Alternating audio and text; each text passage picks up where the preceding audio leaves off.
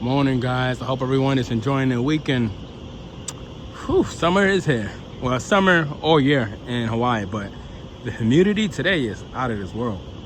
Out of this world. So this video, I want to talk about Jehovah's Witnesses, and you know what? They're starting to look really miserable. I see a lot of them standing in front of the carts, and they either look bored, right, or they have to engage communicating with each other just to stay busy, because they already know deep down that no one is going to approach them. They know that preaching is a complete waste of time. They already know this, right? They already know this, but you know, like I said, they're starting to look miserable. A little over a month ago, for the first time ever, I seen a brother. He was standing in front of the carts, and he had an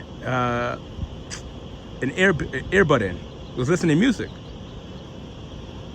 I said to myself, wow, they're getting so bored, so tired out in service that they now have to entertain themselves.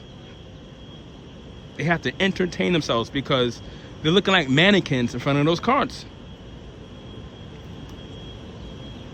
And back in the day, you could spot a witness from a mile away. Yeah, because witnesses, they had this distinguished look about themselves. Now that women are wearing pants and men can now have facial hair, it's hard to spot a witness now. A little harder. The other day, I was heading somewhere, right? And I saw this guy, and for some reason, he had this witness look. It was something about him. He had this look. He stood out different. Let me put it like that. He stood out, right? Briefcase. He has some facial hair. So I said, oh, this could go either way. He might be a witness. He might not. Who knows, right? So I said, you know what? I'm gonna test. I'm gonna test him to see if he's a witness, right? So I walk by him, and I start singing. Stay awake, stand firm, and grow mighty, right? And then I started humming. So I did this because I said to myself, if he was a witness, right? Keep in mind, I'm over here singing. Stay awake, stand firm, and grow mighty. And I make sure that while I was passing him, that he heard me loud and clear. But he didn't budge. So I said, oh, he's not a witness. Because if he was a witness, he would have turned around and been like, and carry on right to the end. But he didn't do that. So I said, okay. So I said, you know what? Let me test him again. Maybe for whatever reason he didn't hear me, or he could have been distracted. He could have been on his phone. Who knows, right? So I walk up behind him, like a foot behind him, right? I whisper in his ear. I go, 144,000, and then I walk off, right? So he's getting all excited. He's looking up in the sky. Jehovah, you're saying I'm one of the 144,000? Am I the chosen one, Jehovah? He's getting all excited, right? So I said, oh, shoot. So I have to, my conscience was bothering me. So I walked up. I said, hey, that was me. I was just testing to see if you're a witness, and it's obvious that you are. So, never mind what I said. You're not part of the 144,000. I was just testing to see if you was a witness or not.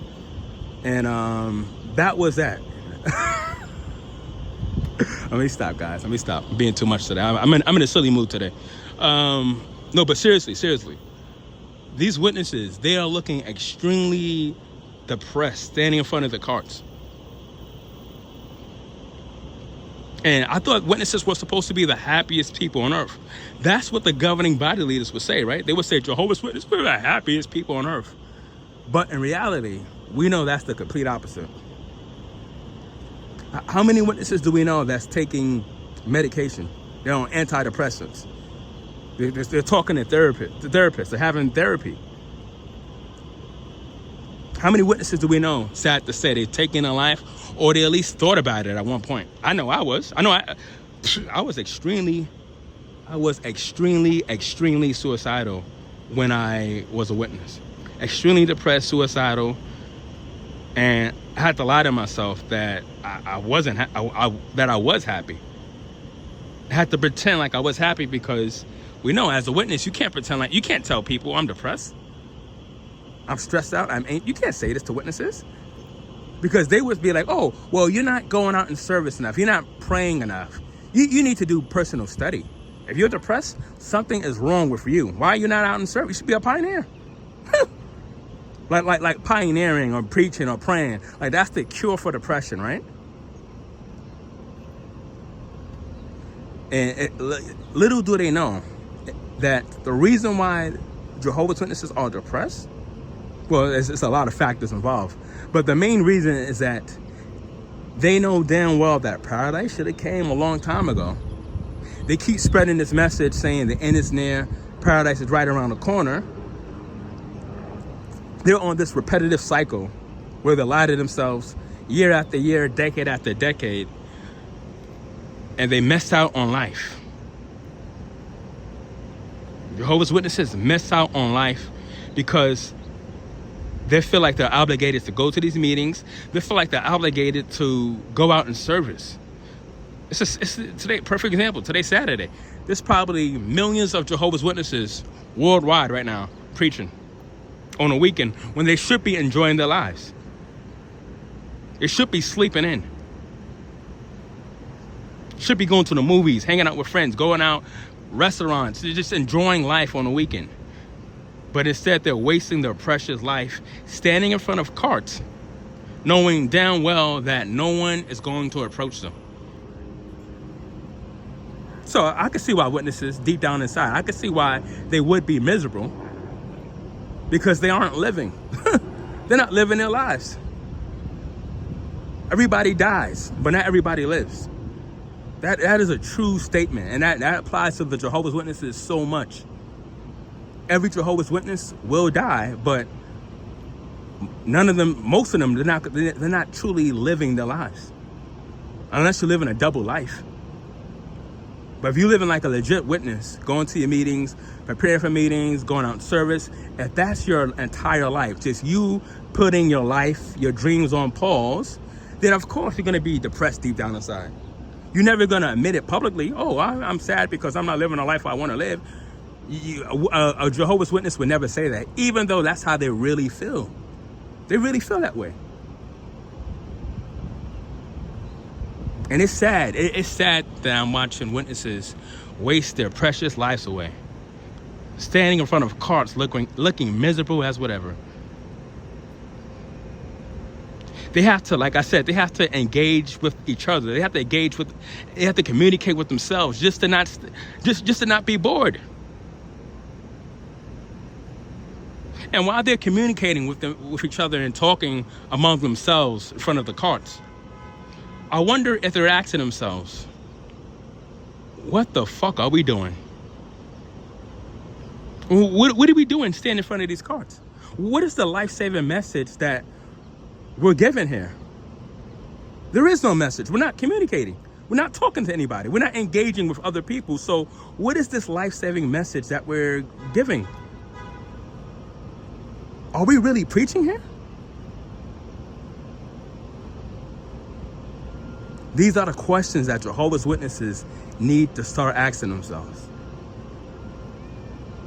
There's a reason why they're depressed. There's a reason. It's because they're wasting their lives away, and they don't see it like that. Sad to say, they really think that they're doing God's will by standing in front of their carts. They really believe in that. They really think they're doing a righteous thing.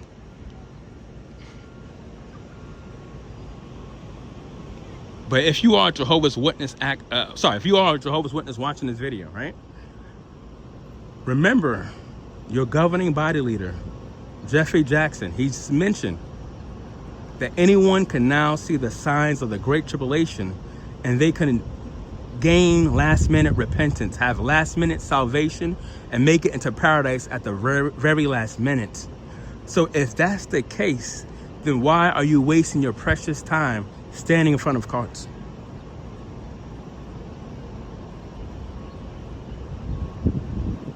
Just food for thought.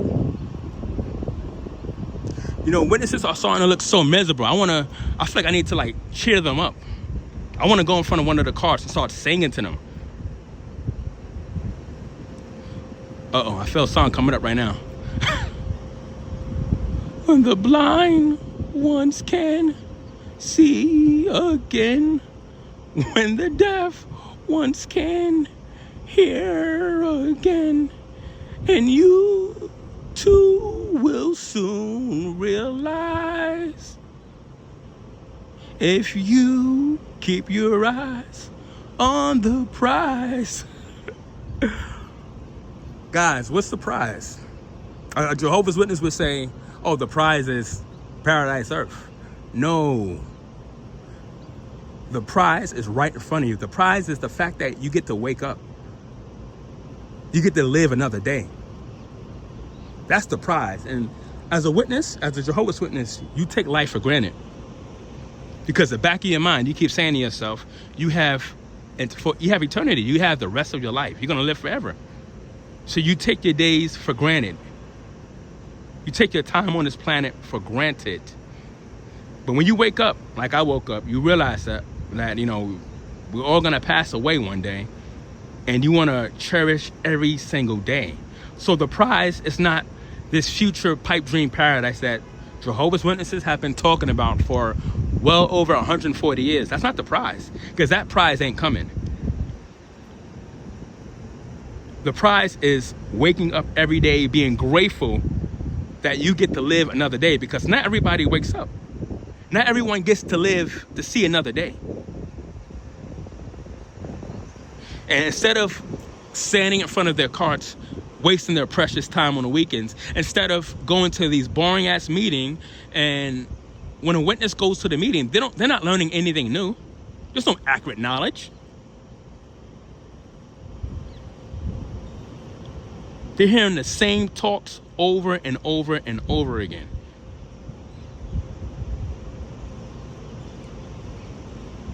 So I understand why witnesses are miserable.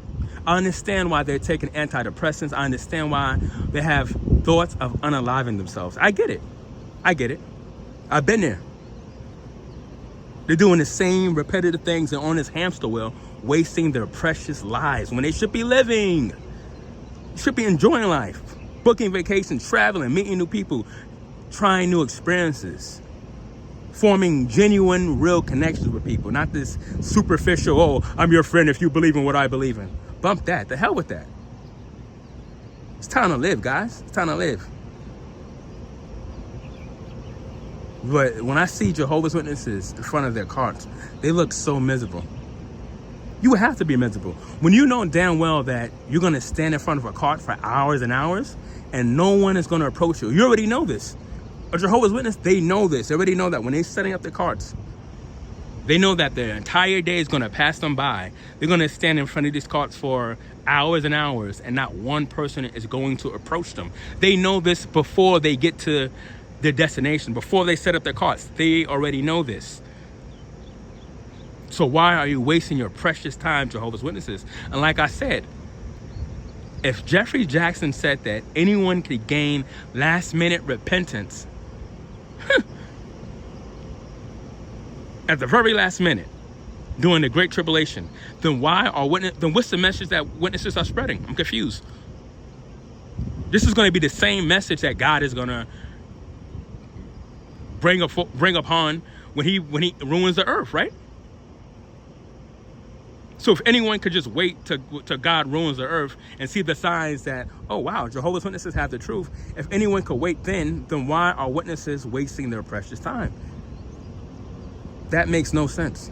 You see what happens when you use your critical thinking skills? Anyway, guys, I'm gonna end this video.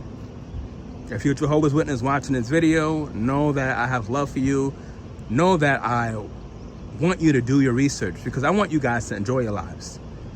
You guys aren't living, you guys aren't happy. There's a reason why.